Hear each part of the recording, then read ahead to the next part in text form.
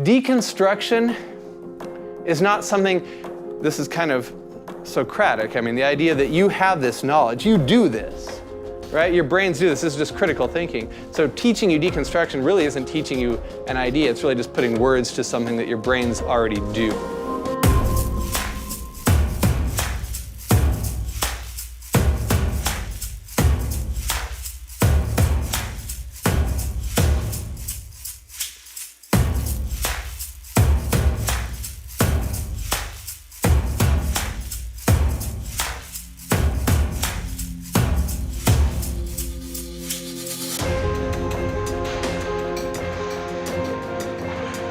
Give a short summary of what the article is doing, then answer these, kind of reflect on this.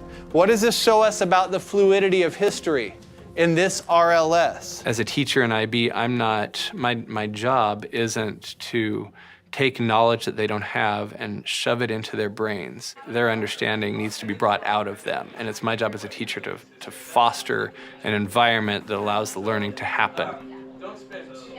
A student who is curious about life in general is step one to becoming an IB learner. In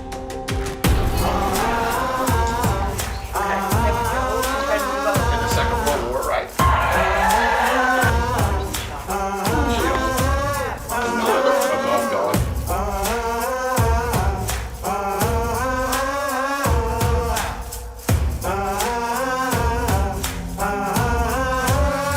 My name is Adu Gurumurthy. I'm in the IB program at Central. It's International Baccalaureate, and the main goal of it is, instead of having just an academically inclined student, to better round everyone. My name is KAITLYN and I'm a junior here at Central. The big desire for the IB program for me was just the teachers. I knew that I had teachers I liked in the IB program, and also I liked the coherent style of the classes. And all your classes are IB, so your teachers all communicate and they work together. Would be morals, values. Okay. I was focused on... I think the biggest upside is the smaller class sizes, because we've got 30-something kids in my IB class as juniors. So all of my classes are 10 to 15 people, and I feel like it's just like a family.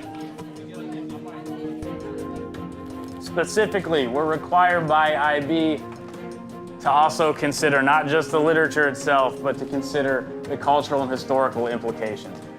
Okay, one of those contexts, right, is the culture within the world of the novel. We're thinking about this setting, right? Where's all this playing out? It's during a revolution where? Iran, when?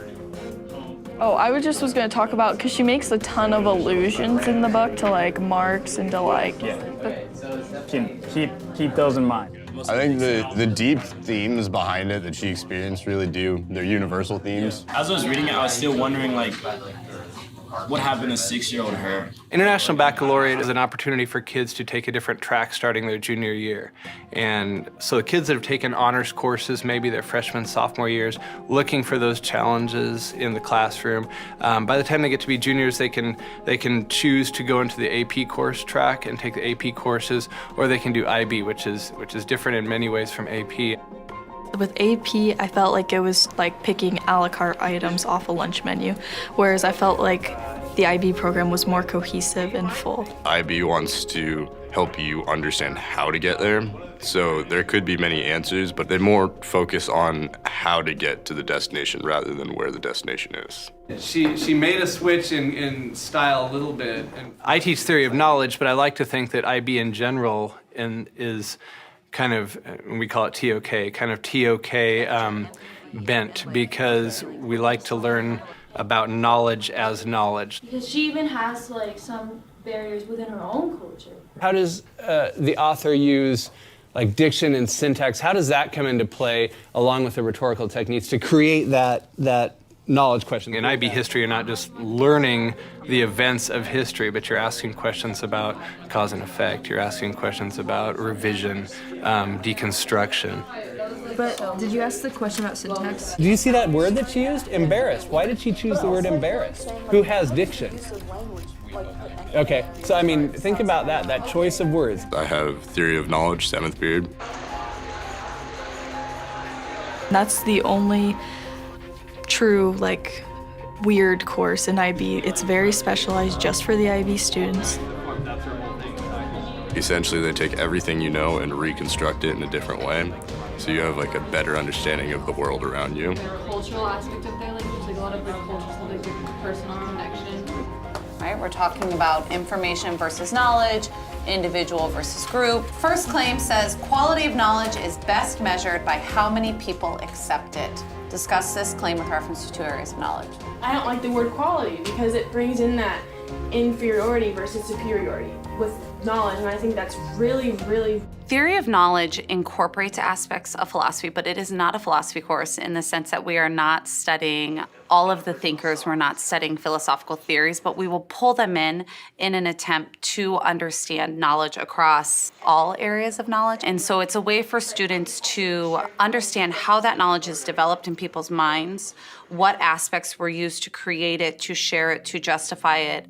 Doesn't that mean that aside from their body, a person is just information? Because what are you other than the bits that you know plus the bits that you can't share? And are you able to justify something if you're not sharing it, right?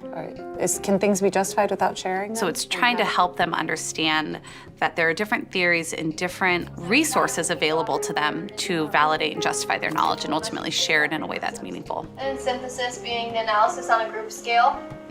So drawing connections between relational experiences between people. Today, for instance, we're working the last couple days with revisionist history, and we were looking at the Soviet Union invasion of Afghanistan.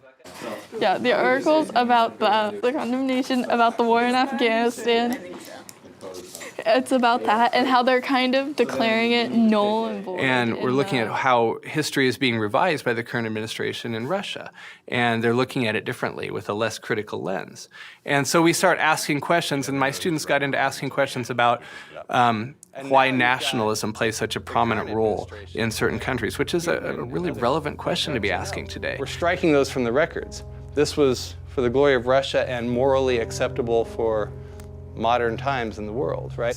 Yeah. Okay, so what heuristic might come into play when you've got a guy like Putin, who's very well liked by a lot of his people? Authority. Yeah. Right. This is a seminal work. It spread the seeds of the idea that, we really need to look at how nationalism was not just something that helped cause World War I. Nationalism is the identity around the world in oh so many ways.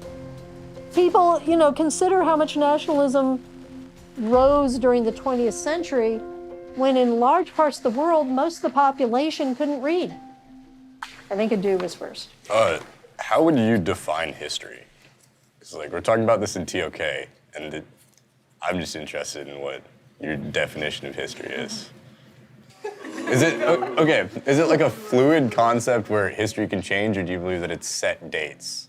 The dates are there. It's good to know some of the sequence of events, but the point of history is to learn how to handle all this information you're flooded with, right? So you're trying to find out the validity of information.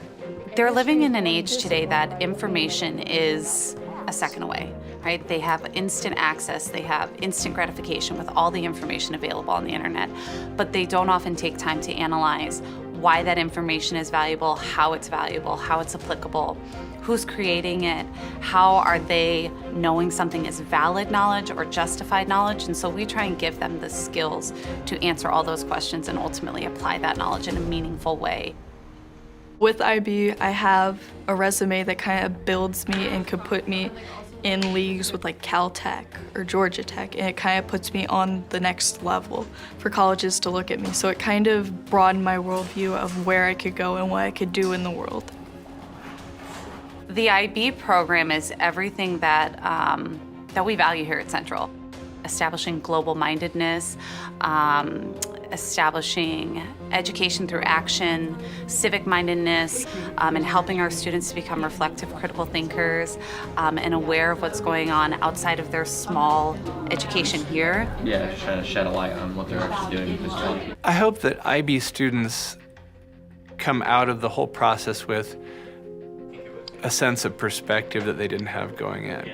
If we could kind of foster that in the general education environment, then we're better preparing students to participate in our democracy, to participate in the world as it exists right now. I think one of the biggest problems is the amount of division in society, and where do we change that? It's with young people.